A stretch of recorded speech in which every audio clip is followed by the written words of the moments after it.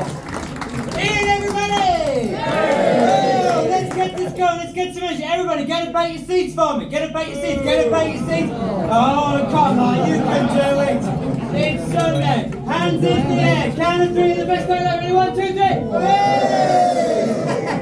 Sit down. Sit down and shut up. Thank you very much. 2 seconds. Let me just text Nana. Standing ovation after the show tonight. It doesn't have to be the truth, just my truth. That's all it needs to be. This is fabulous. Thank you. Well done for coming out on a Sunday. I've done nothing all day. I've just done the doom scroll. I've just been looking. So, this is what I want to say to you. Before I get into the act, I found a fact today that blew my mind. You know, you read something, you go, that's got to be clickbait. That's not true. That's just made up on the interweb. Well, I verified this fact, and I want you to be the first people to hear this fact. Here we go. Did you know every year 7 people die from snail attacks?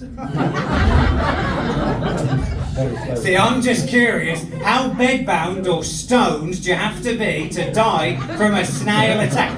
What happened to your friend? I don't know, it all happened so slowly, really.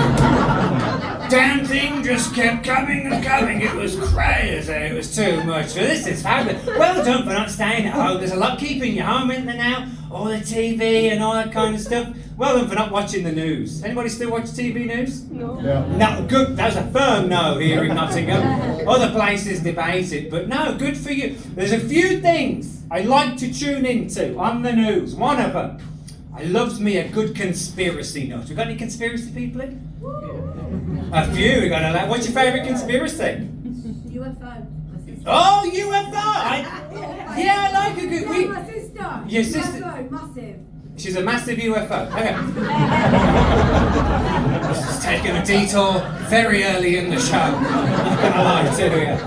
There was a conspiracy guy on American news the other week. He was on CNN, the American news station. He said the best thing that I think has ever been said in the history of this planet. He went on proper raging. He said, "God damn it!" He said, "We know that there are things that this government is not telling us." The host said, "My God, man, like what?" "We don't know." That's how we know. Thank you, Sherlock. Thank you very much. So, big alien lady, you mentioned it. I got a favourite conspiracy about aliens. Okay, it happened. She went viral. She was called Deirdre from Dudley. Okay. Now, what I like. What's your name? Who's the alien lady? What's your name? Oh God. Oh God! He is risen. Right, it's Vicky Saunders. Amen. Hallelujah. He's with us tonight. So, here's what I like about alien people. Have you noticed that people who claim to be abducted by aliens are people you wouldn't actually mind being abducted by aliens? This is what I quite like. So, find her after the show tonight. Find out. She's called Deirdre from Dudley, okay? And she was on the news, and what I like about the alien people is they get them out into the field where they saw the UFO. So they said, "Deirdre from Dudley, can you tell us what you saw that fateful night?" She said, "Yes, I can. So I stood here, and I looked up, and I saw bright lights in the sky." Thank you, Deirdre from Dudley, but we need a little bit more information. We need a tad more detail about what you saw that night. Can you do that? "Yes, I can. As I says, I stood here, and I looked up, and I saw bright lights in the sky, heading in a that-a-way direction, towards Birmingham Airport." You think it might have been a plane, Deirdre from Dudley? No, that's what they want you to believe. Now, I like watching this main news, but my favourite's Central News, and there's one good news story I like to tune into on Central News. Happens weekly. It's this. I loves me a good solid local death in the community. More than that, I like a good murder in a cul-de-sac. It's very, because it brings the community together, doesn't it? It's very nice when there's a good murder in a cul-de-sac, and because the news try and be more savvy, don't they? They try and be a bit more clever. They go in and investigate. They do the police's job, don't they? So let's take poor Sharon, who's been bludgeoned to death by her boyfriend Barry. Okay? So news going, and they say to neighbours, friends, and family, "What did you think about Barry, who bludgeoned poor Sharon to death?" And it turns out, the Caves, Nottingham, that in hindsight, neighbours, friends and family, they never liked Barry, but they never said a word to Sharon, did they? They never spoke up to try and save her. "Oh, well, you know, we had a funny feeling about him from the..." They're always Welsh, these neighbours. No matter where the murder has taken place in the country, they're Welsh. Interviewed on a Monday morning going to Steve's News and Booze, "You know, we had heard that he had murdered 4 of his past 2 girlfriends, you know. So I said to my fanway," I said, "You know what, Shannon's happy, so why not let bygones be bygones?" Well, I hope you said bye, because she's gone now. That's what we like.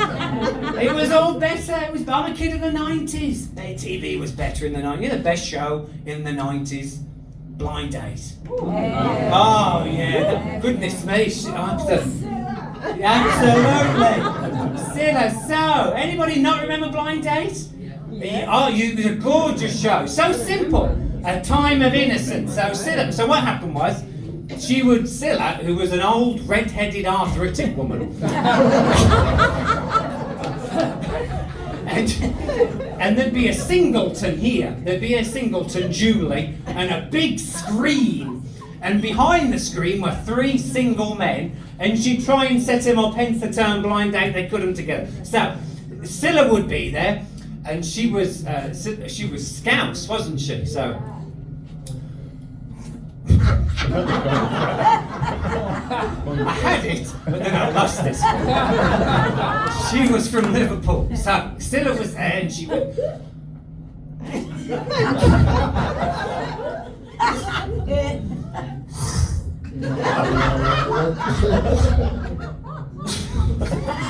I could do it last night, okay? Hold on.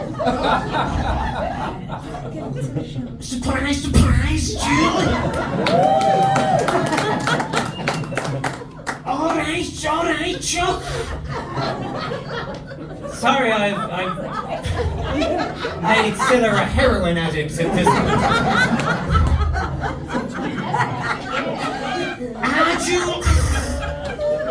Julie's here!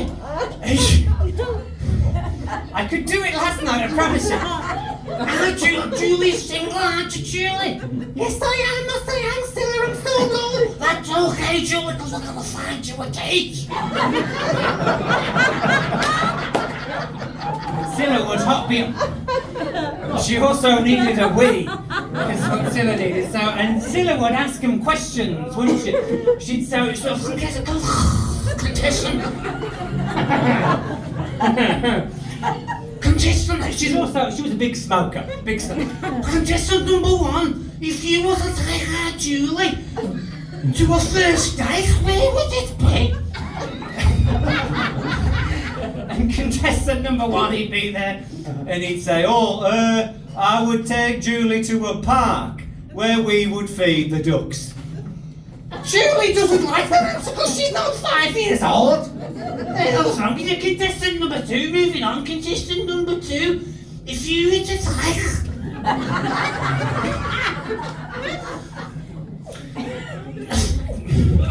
If you were to take her, Julie, on a weekend away, where would it be? And he was always a bit strange, contestant number 2, wasn't he? There was something a bit off. He'd be there, he'd go, well, Scylla, I would take Julie away to Disneyland, where we would be surrounded by children. Julie doesn't like that answer because she's not a nonce. Contestant number... I'm not going to lie to you, I forgot the end of this bit, so... Let's see where we end up. Contestant number 3? And he was always the one money contestant, and that would be the one. He'd be there, leather jackets, hair oils. I go, contestant number one, if you were to take our Julie to watch a film, what film would it be? And he'd be there, and he'd be there, and he'd be...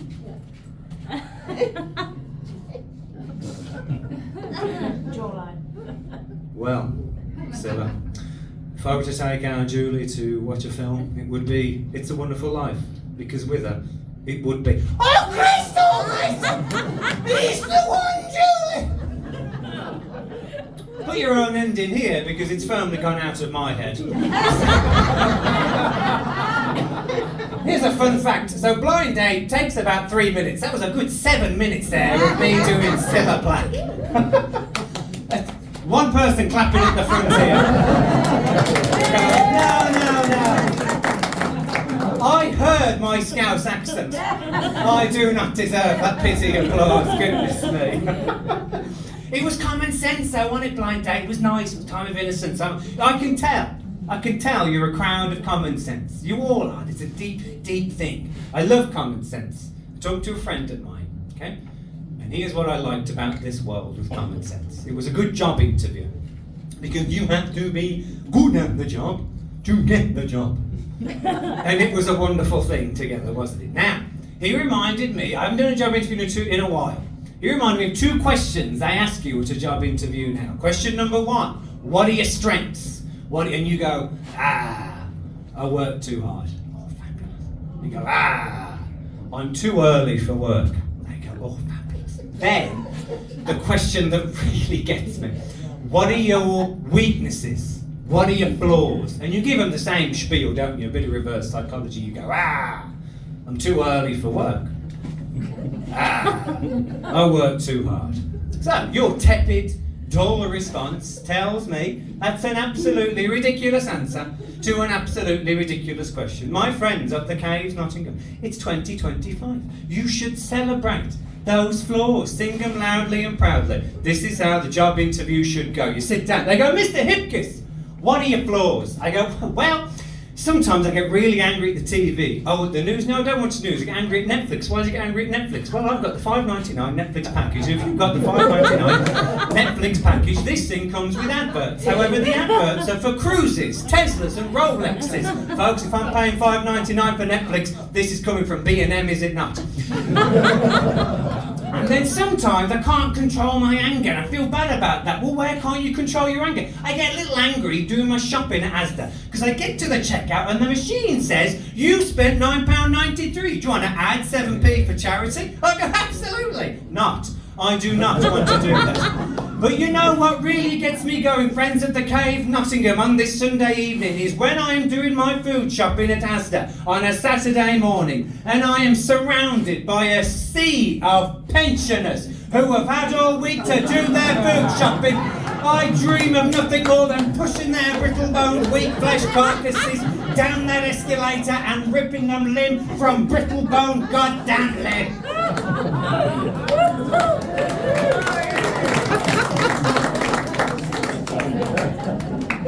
Those are my flaws.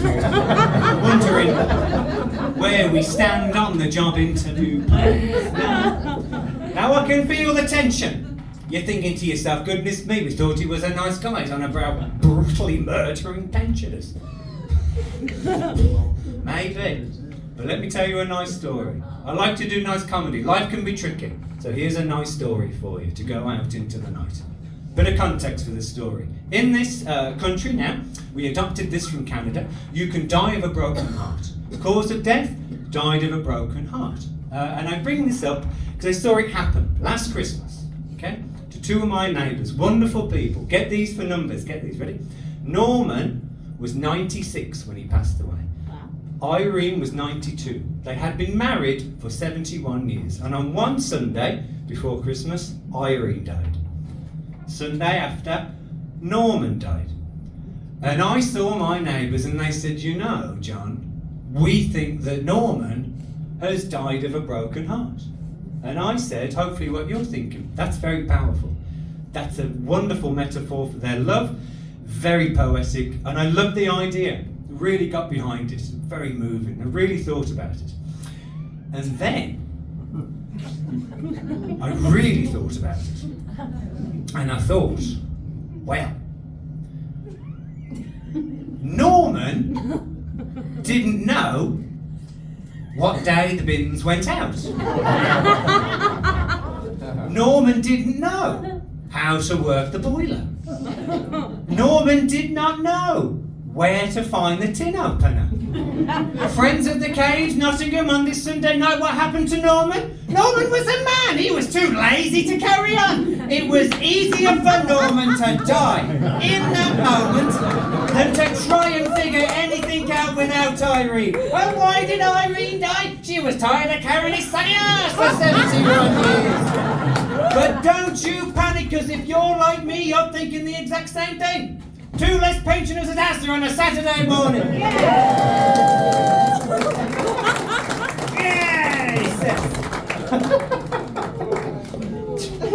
That was quite venomous, you cheering for that. I'm not going to lie to you. Hello, I've got a couple of minutes, let me tell you that Ian's mentioned it, and I can see you all having a good time, good for you. You're having a drinky poo on this Sunday night. I wish I could, but I cannot. I have just celebrated 7 years sober, and it's very cool. Thank you very much, you're very kind, you're very kind. I like to go, thank you for the tepid response from 4 of you. The rest of you going, we've seen you try to do Stella. I'd carry on. Pardon? Not a lot of luck. Not a lot of luck. You are correct. That's what I like about a good audience, that can remind me of the facts. How old are you? When do you go shopping?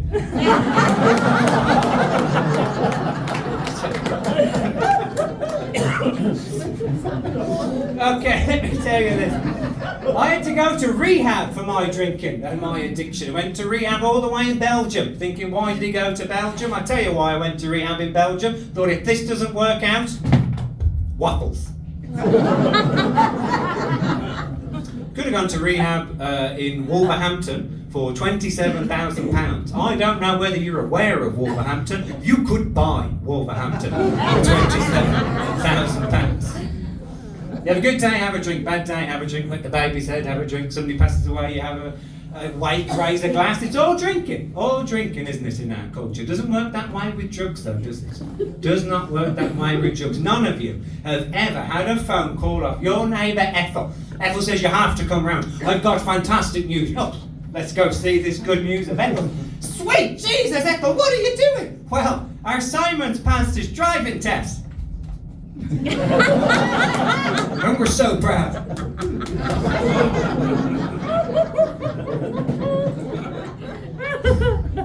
No, don't work that way, does this? I've got a favourite saying with alcoholism. It's a British saying, just shout it out for me here at Nottingham. If you're having a drinky poo at 10 o'clock in the morning, you can easily justify having that drink because you go, well, it's 12 o'clock somewhere. Yeah, 5 o'clock somewhere, it's 10 o'clock somewhere, it's 6 o'clock somewhere, it doesn't matter. Now, we've talked about flaws. Think about the logic of that saying. That logic is deeply flawed. You can't take that logic and apply it to any other scenario. You can't go, hey, wait, Pete, what are you doing? Well, she's of legal age somewhere.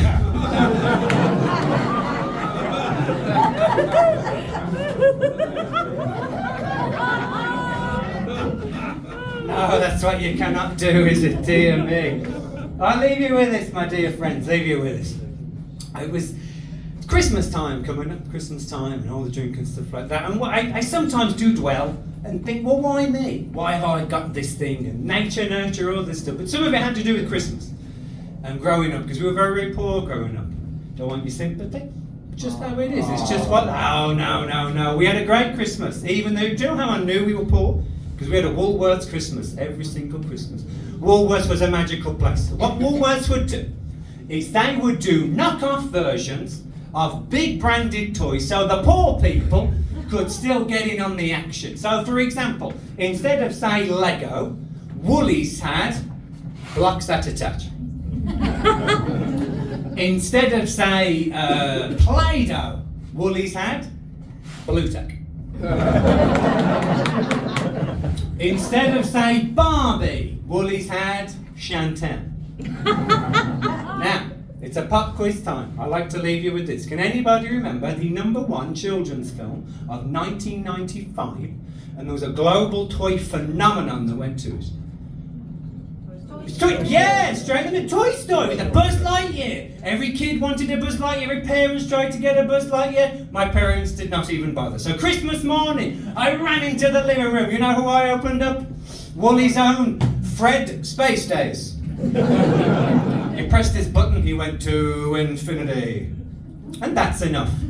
We have not got the budget to go beyond infinity. I did this little gag up in Glasgow a couple of nights ago. And I said, anybody remember the #1 kids film of 95? And a guy about here, he went, I do it, man, I know it, pick me, please, I know it. I said, sure. Hello, my friend, and you, sir, what was the #1 kids film of 1995? He went, aye, it was Train Spotting. Choose life, choose a career, let's go find that turkey down the toilet. You've been a delight, you've got a great night ahead of you. Get back safe, we'll see you again sometime, take care. Thanks very much.